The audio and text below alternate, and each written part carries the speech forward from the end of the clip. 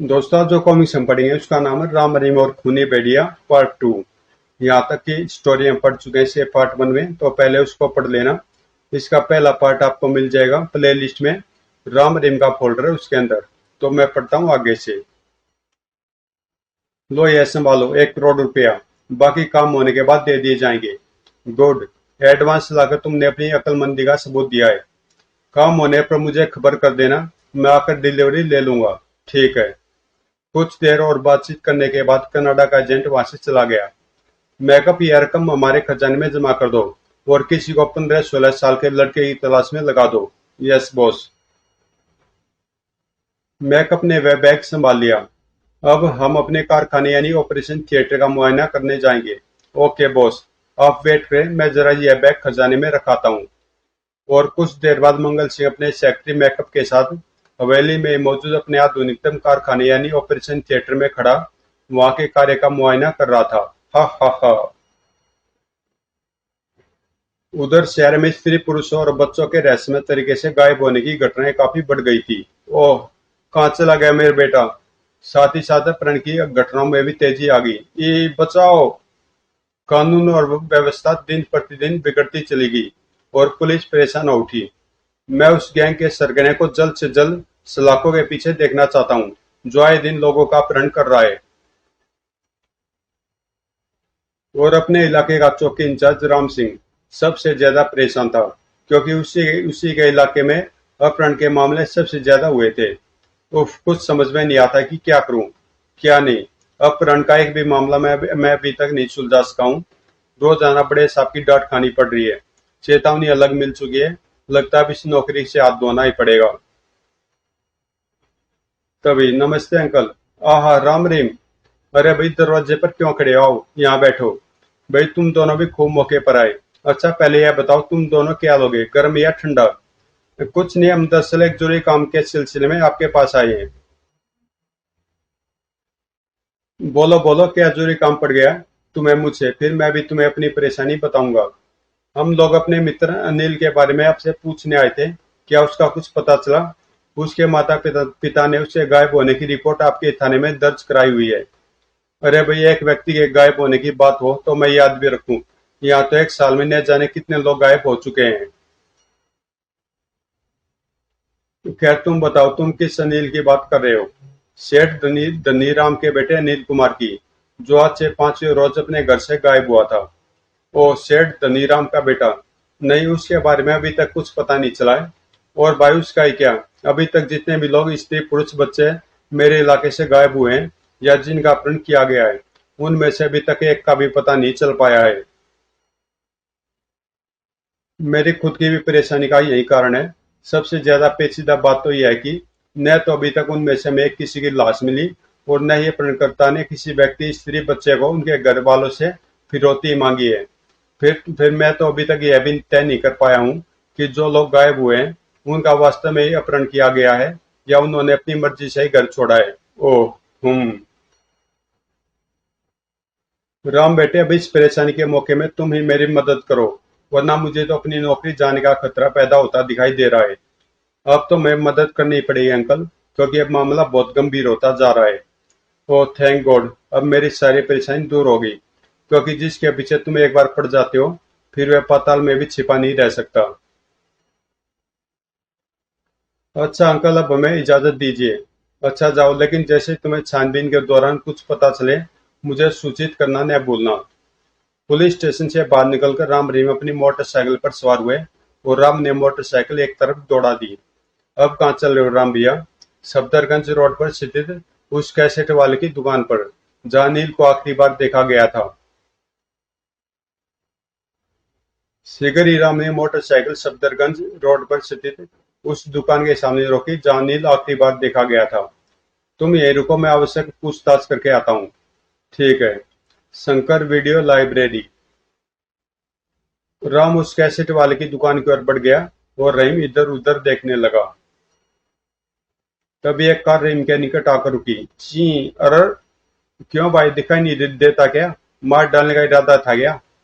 माफ करना भैया, जरा हमें यह पता तो बता दो। यहाँ पर किसी की मौत हो गई है, हमें जल्दी वहां पहुंचना है। ओह। परंतु रहीम जैसे ही कार के पिछले दरवाजे की ओर पहुंचा, पिछला दरवाजा एक झटके के साथ खुला और उसे एक साथ कई हाथों ने जकड़ लिया। अरे बचाओ! रहीम की चीख सुनकर दुकान पर खड़ा राम तेजी से पलटा। रहीम! राम रहीम की मदद के लिए तेजी से कार की ओर दौड़ा, परंतु तब तक कार सवार रहीम को भीतर खींचकर कार तीव्र गति के साथ आगे बढ़ा चुके थे। रहीम! कार को नजरों से ओझल होते देख राम लपक कर अपनी मोटरसाइकिल पर सवार हो गया और आनंद फानन में उसे स्टार्ट कर उस कार के पीछे दौड़ा दिया। कुत्तों, तुमने रहीम पर हाथ डाला है। मैं पाताल तक भी तुम्हारा पीछा नहीं छोड़ूंगा। लेकिन राम उन्हें रोक पाने में सफल नहीं हो पाया और कार का पीछा करते हुए शहर से बाहर निकल आया। भागकर कहाँ जाओगे बदमाशों, मेरा नाम भी राम है।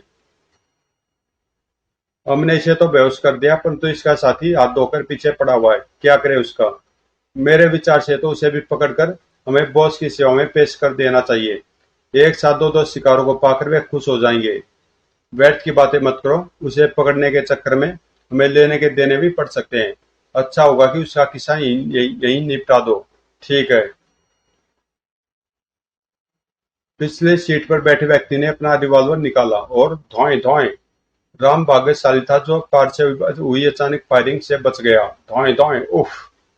परंतु इस हड़बड़ी में उसकी मोटरसाइकिल उलट गई। खड़ खड़ ई! एक बार फिर राम के भाग्य ने उसका साथ दिया। उसे ज्यादा चोट नहीं आई थी। चलो, पीछा छूट गया। यदि बच गया तो अपने घर का रास्ता नापेगा। निकल गए हाथ से। देखते देखते कार राम की नजरों से ओझल हो गई। अब क्या करूं, दर्द के मारे मेरा बुरा हाल है। राम ने मोटरसाइकिलों को सीधा खड़ा करके चेक किया तो उसे चालू हालत में पाया। फट फट फट। शुक्र है मोटरसाइकिल का कुछ नहीं बिगड़ा। क्यों न एक बार आगे जाकर देखूं, शायद कार सवारों का कुछ पता चल जाए। और राम ने मोटरसाइकिल पर सवार होकर उसे सामने ही दौड़ा दिया। लगभग आधे घंटे के पश्चात जब रात गिराई तो उसे एक पुरानी हवेली दिखाई दी जिसके भीतर रोशनी हो रही थी। दर्द बढ़ता ही जा रहा है, मुझे यहाँ से फर्स्ट एड लेने की कोशिश करनी चाहिए। परंतु हवेली के निकट पहुंचने से पहले ही मोटरसाइकिल अपने आप बंद हो गई। बख्शी छी! ओह, इस सत्यानाशी को भी अभी खराब होना था। पहले हवेली में चलकर मरहम पट्टी करा लूं, उसके बाद इसे आकर चेक करूंगा। तभी ई बचाओ! हा हा हा! वो हवेली के भीतर से आती है चीख और ठास कैसे हैं। चीख किसी लड़की की है। शायद उसकी इज्जत या प्राण खतरे में। मुझे तुरंत उसकी मदद करनी चाहिए। अगले पल राम पूरी शक्ति से हवेली की ओर दौड़ पड़ा। हवेली के भीतर प्रवेश द्वार पर उसका उसका कई सशस्त्र लोगों से सामना हुआ। खबरदार, जहां खड़े हो वहीं खड़े रहो, वरना मारे जाओगे। लेकिन राम ने आक्रमण कर दिया। धड़ाक फटाक, उफ! आह! राम उन्हें धराशायी करता हुआ हवेली के भीतर घुसता चला गया। वह हवेली मंगल सिंह की थी। वह इस समय में मेकअप के साथ ऑपरेशन हॉल में खड़ा था। आह! छोड़ दो मुझे, बचाओ! हा हा हा! इसकी खूबसूरत गर्दन उतारकर इसके बाकी सुंदर अंग भी शरीर से निकाल लो। इस सिर को अमेरिका में अपनी पार्टी के पास भेजना है और इसके बाकी के अंग व खून स्टोर करके रख लो। और इसका पंजर मेरी प्रयोगशाला में भेज देना। वहां मैं इसके पंजर पर मोम चढ़ाकर इसे जीती जागती सी पुतली के रूप में डेकोरेटिव पीस बनाकर बाजार में बेचूंगा और लाखों रुपए कमाऊंगा। तुम समझ गए ना मेकअप? Yes boss. जबकि दरवाजे की जीरी से झांकता राम सब कुछ देख रहा था। हे ईश्वर, ये मैं क्या देख रहा हूँ। तभी राम को उस तरफ आती पद चापों की आवाज सुनाई दी। खटखट! ओ, शायद कोई आ रहा है। और राम एक जगह दुबक गया। आने वाला उसके सामने से होता हुआ दरवाजा खोलकर भीतर घुस गया। मुझे समय न गंवाकर तुरंत पुलिस को फोन करना चाहिए। कुछ सोचकर राम एक तरफ बढ़ा। यहीं कहीं फोन भी जरूर होगा। टेलीफोन का खंभा तो बाहर मैंने देखा था। उधर भीतर बहुत समय एक 15-16 साल का लड़का मिल गया है। गुड, कहाँ है वे? उसे हमने रूम नंबर 5 में रखा, बेहोश है। हा हा हा! गुड, यह काम भी पूरा हुआ। अब बाकी के 4 करोड़ भी जल्दी मेरे खजाने में होंगे। मेकअप, कनाडा असलम को मैसेज भिजवा दो कि उसका पार्सल तैयार पड़ा है। वे आकर बकाया रकम देकर डिलीवरी छुड़ा ले। बहुत अच्छा बॉस। मैं कहती हूँ छोड़ दो मुझे। आओ अब चलें। उसके पार जाते ही राम बिजली की सी फुर्ते के साथ भीतर घुस गया। खबरदार, यदि अपनी भलाई चाहते हो तो लड़की को छोड़कर अपने हाथ ऊपर उठा लो, वरना मैं गोली चलाने से नहीं हिचकूंगा। ओह, अरे, अरे पकड़ो इसे। नो डॉक्टर, इसी किस्म की गलत हरकत करने की कोशिश मत करना, वरना मुझसे पहले तुम लोग मौत की नींद सो जाओगे। चलो सब जल्दी से तुम सब अपने हाथ ऊपर उठा लो, वरना। राम को आगे बोलने की जरूरत नहीं पड़ी। सब ने चुपचाप हाथ ऊपर उठा लिए। तुम कौन हो और क्या चाहते हो? तुमने राम रहीम का नाम अवश्य सुना होगा। उस जोड़ी का मैं राम हूँ। ओह राम, राम। तुम्हारा बहुत बहुत धन्यवाद राम भैया, लेकिन यहाँ मुझे बहुत डर लग रहा है। मुझे जल्दी से यहाँ से बाहर ले चलो। जरूर बहन, लेकिन पहले मुझे इनके हाथ पैर बांध लेने दो।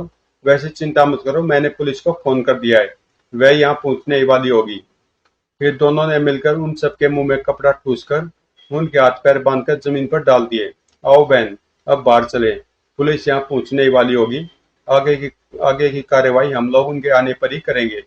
हाँ, तुम कितने महान हो भैया।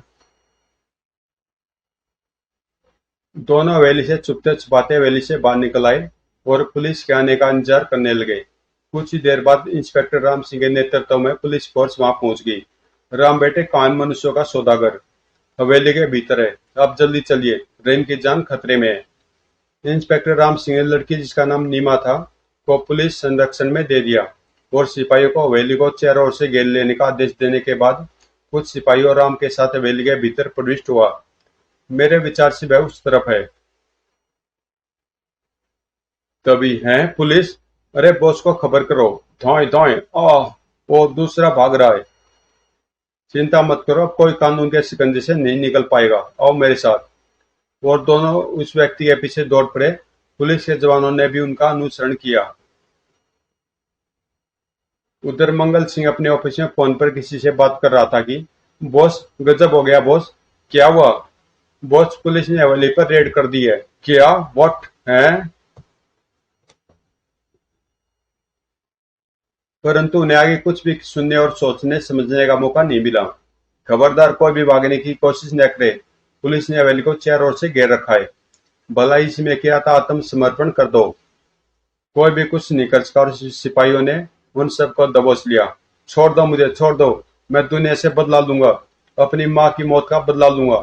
इस घिनौनी दुनिया की सुख शांति में मैं आग लगा दूंगा।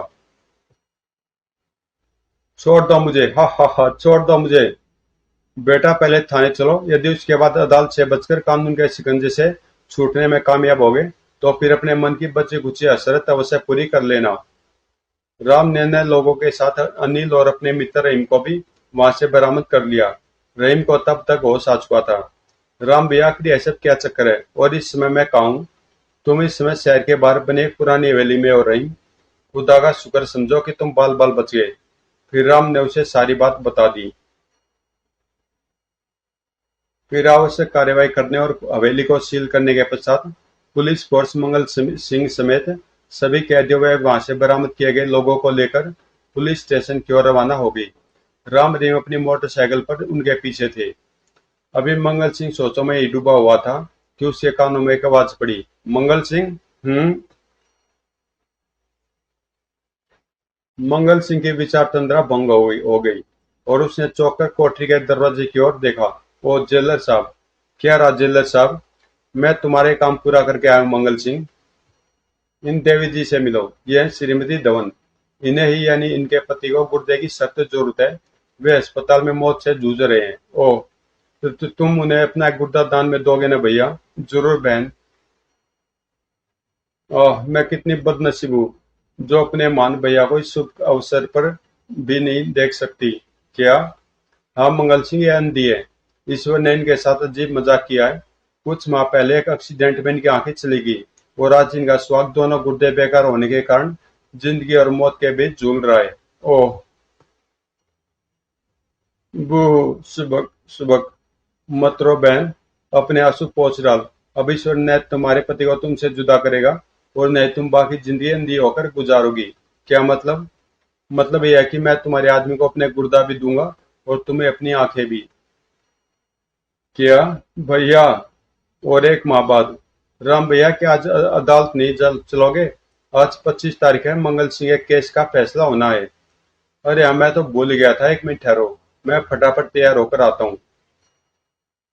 और 2 घंटे बाद अदालत में। अदालत गवाहों के बयानों, मंगल सिंह के विरुद्ध मिले सबूतों व स्वयं मंगल सिंह के बयान को ध्यान में रखते हुए उसे उस पर लगाए गए सभी आरोपों को सच मानती है तथा मंगल सिंह को तमाम अपराधों का दोषी मानते हुए उसे सजाए मौत देती है। नहीं, धैर्य रखें नीना देवी। वो शांत हो जा भगवान, शायद ईश्वर को यही मंजूर है। शांत हो जा भगवान, शायद ईश्वर को यही मंजूर है। फैसला हो जाने के बाद मंगल सिंह को पुलिस घेरे में अदालत से बाहर ले जाया जाने लगा। तभी राम रहीम की दृष्टि जेलर सोमदत्त पर पड़ी। अंकल, ओह राम रहीम। अंकल, मंगल सिंह आपकी जेल में है ना? हाँ हाँ, क्यों, क्या क्या बात है? क्या बताएंगी बताएंगे कि आज फैसले के समय जबकि उसे मृत्यु दंड दिया गया है, वह इतना खुश क्यों दिखाई दे रहा था? और आज उसने काला चश्मा क्यों पहना रखा था? वह खुश इसलिए था कि उसने सैकड़ों बेगुनाह लोगों का खून बहाने के पश्चात अपना एक गुर्दा और नेत्रदान करके शायद पहली बार एक अच्छा काम किया था। शायद यही उसकी खुशी का कारण था कि उसने प्रायश्चित करने का यही सबसे अच्छा तरीका समझा था। क्या? Oh no! किसे दिया उसने अपना गुर्दा और आंखें? इन श्रीमती जी और इनके पति को। अब वह खुद अंधा है, लेकिन इसलिए उसने चश्मा लगा रखा था। ओह! कुछ माह बाद उसे फांसी पर लटका दिया गया। मंगल सिंह की अंतिम इच्छा अनुसार उसकी लाश को उसकी मुंह बोली बहन नीना और उसके पति को सौंपा गया। उन्होंने उसकी चिता को आग लगाई। मंगल सिंह जैसा खूनी भेड़िया तो इस दुनिया से चला गया, परंतु दो इंसानों के द्वारा अब वह इस दुनिया को अपनी नेक निगाहों से देख रहा था, और वे लोग थे नीना व उसका पति धवन। समाप्त। तो दोस्तों, ये कॉमिक्स यहीं पे समाप्त होती है। अगर कॉमिक्स आपको अच्छी लगी तो प्लीज चैनल को सब्सक्राइब कर देना, अगर आपने सब्सक्राइब नहीं किया तो। और मिलते हैं किसी अगली कॉमिक्स में।